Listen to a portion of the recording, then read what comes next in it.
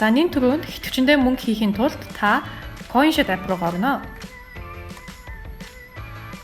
App нэгдэхээр баруун дэд буланд байрлах CIS гэсэн төвчөндийг дараад CoinShed идэвхжний баруун талд байрлах цэнэглэх гэсэн төвчөндийг дарна.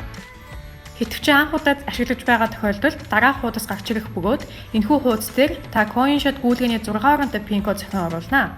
Энэхүү 6 оронтой нууц кодыг зөвхөн та ганцаараа мэдж явах ёстой бөгөөд энэхүү кодоо санахгүй байгаа тохиолдолд бидэнтэй доорх хугацаар холбогдоорой.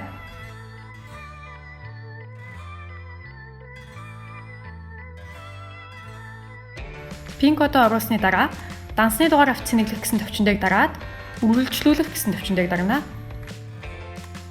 Үүний дараа цэнэглэх мөнгөн дүн гэсэн хэсэгтэр ихэвчлэндээ их мөнгөн дүнгээ оруулаад үргэлжлүүлэх гэсэн төвчөндийг дарна.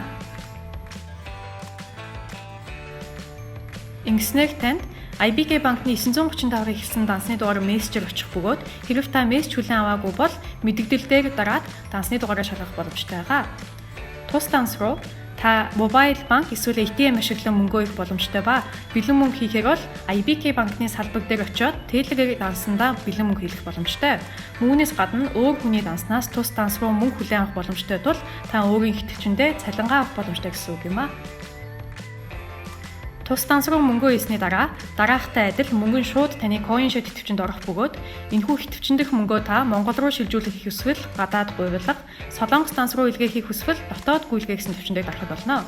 Энэхүү дотоод гүйлгээ функцээр та хүссэн Солонгос арилжааны банкны данс руу утсаараа гүйлгээх боломжтой ба үүгээр зогсохгүй Gmarket, Coupang гэх мэт онлайн захиалгын төлбөр, байр ус, тогны төлбөр, мөн утасны төлбөрөөр идэвхжиндх мөнгөөрөө шууд төлөх боломжтой.